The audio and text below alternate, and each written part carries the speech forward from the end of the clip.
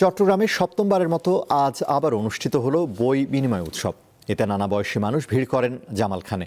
এ ধরনের আয়োজন নতুন প্রজন্মকে বইমুখী করবে বলে আশা করেন বিশিষ্টজনরা। চট্টগ্রাম নগরীর জামালখানের রাস্তার দুই পাশে ফুটপাতে শুক্রবার সকালের দৃশ্য এটি।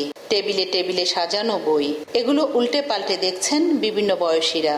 ফিল্ড ক্যামেরা স্টোরেজ আয়োজিত দিনব্যাপী এই আয়োজনে একাডেমিক, গল্প, অনুবাদ, বিজ্ঞান, ইতিহাস, ঐতিহ্য ও সাহিত্য সহ সব ধরনের বই বিনিময়ের সুযোগ মেলে। নতুন কিংবা পুরাতন যাই হোক না কেন, একটি বইয়ের বিনিময়ে আরেকটি বই নেওয়া যায়।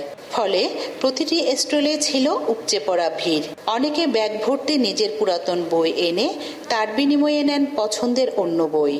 তরুণ প্রজন্ম আছে, তারা যেভাবে সোশ্যাল মিডিয়া এবং মোবাইল ফোনে আসক্ত হয়ে যাচ্ছে, নিঃসন্দেহে এরকম একটি আয়োজন এই তরুণ প্রজন্মকে বই পড়ার ক্ষেত্রে অনেক উদ্বুদ্ধ করবে। আমাদের যেগুলো পড়বো না বই, ওগুলো চেঞ্জ করে আমরা নতুন পড়ার মতো বই নিতে পারছি। তবে একটা জিনিস হলে ভালো হতো, এখানে স্টল নাম্বার ফিক্স করে দেওয়া হয়েছে।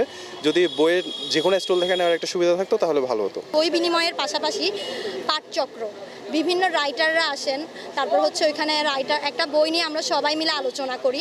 তো এইভাবেই নতুন প্রজন্ম আস্তে আস্তে বইয়ের প্রতি আগ্রহ বোধ করবে। আমরা চাইলেই বইগুলো পরিবর্তন করার একটা আসলে সুযোগ পেয়েছি, খুব ভালো লাগছে।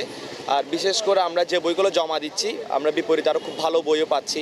উদ্বোধনী অনুষ্ঠানে বিশিষ্টজনরা বলেন, যেখানে আশঙ্কাজনক হারে বই পড়া কমে যাচ্ছে, সেখানে এই ধরনের উৎসব সব বয়সী, বিশেষ করে নতুন প্রজন্মকে বইমুখী করতে সহযোগিতা করবে।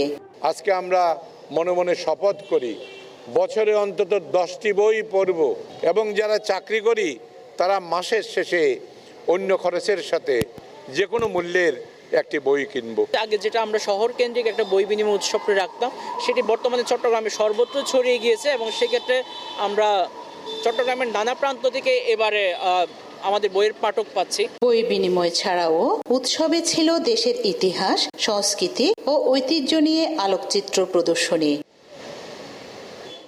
রুনা আনসারি, দীপ্ত সংবাদ, চট্টগ্রাম।